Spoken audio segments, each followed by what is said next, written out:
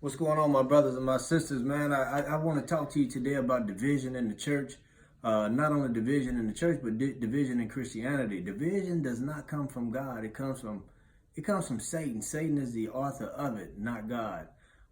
Satan's job is to divide the children of God. And where there's no division, there's no power, there's no strength. And so there are a lot of different things that divide us in the church, in Christianity. Denominations divide us, which are not of God. I think denominations come from man. Some men started denominations because they couldn't agree with each other on scripture. And so they started these denominations and started their own followings.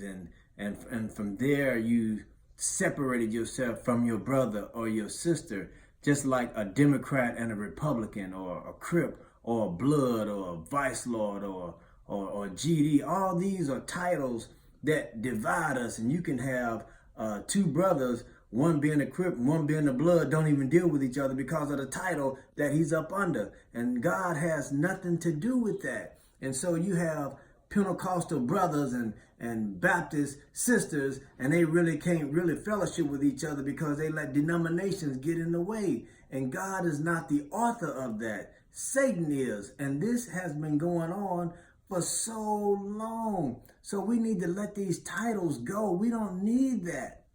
What we need is a relationship. That right there is what we need, not these titles. Jesus wasn't a Baptist. Jesus wasn't a Pentecostal. Jesus wasn't an Episcopalian. He wasn't a Lutheran. He wasn't a Methodist. He wasn't none of that stuff. Jesus wasn't. Jesus taught about a relationship. He taught about having a relationship with God. That's what he talked about. And his teachings transformed the lives of the people that were following him. And so why aren't these teachings today transforming the lives of Christians? These teachings are so weak and watered down. These teachings don't have no impact on society. These teachings cannot eradicate racism.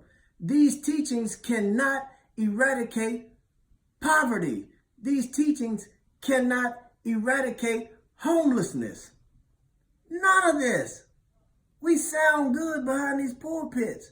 We wear suits to church every Sunday. And we look good. But America is still in the same condition, or worse. And you have all these churches in this country, and we're in the same condition that we're in today. Racism is taking over. Poverty, homosexuality, all of this stuff is taking over because these teachings are not sound enough. They don't have no power to run this mess up out of the minds of people.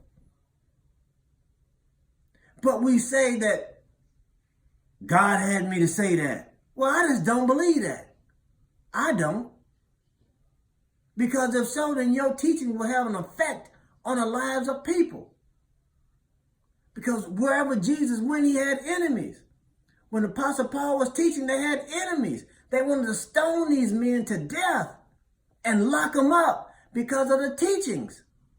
And you say you follow Christ, well, then you should be going through what he went through. You should be going through what Paul went through.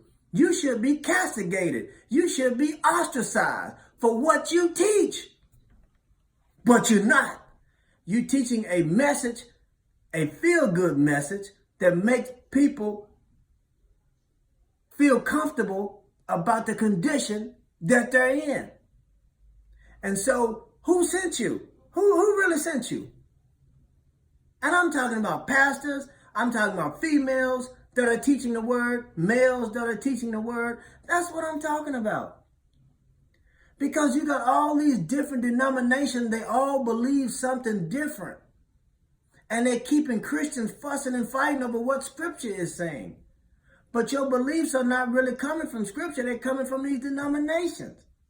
And so when you look at the origin of it, you will see that some man started it.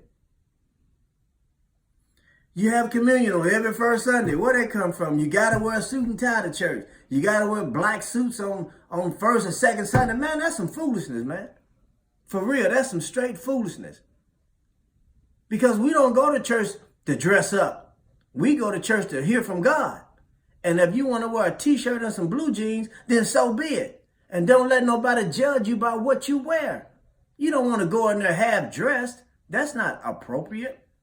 No, but you shouldn't get so caught up on wearing a fancy dress or a fancy suit, because it's not about that. But it's tradition that got you like that and not God. So I want you all to think hard about that. Think hard about who you follow and what you're following. Because if it's not changing you, then you need to stop following it. Because America is still in the same condition. Households are still in the same condition. We're all in the same condition, but we've been sitting up under these teachings for 30 and 40 years. And there is no change. God bless you.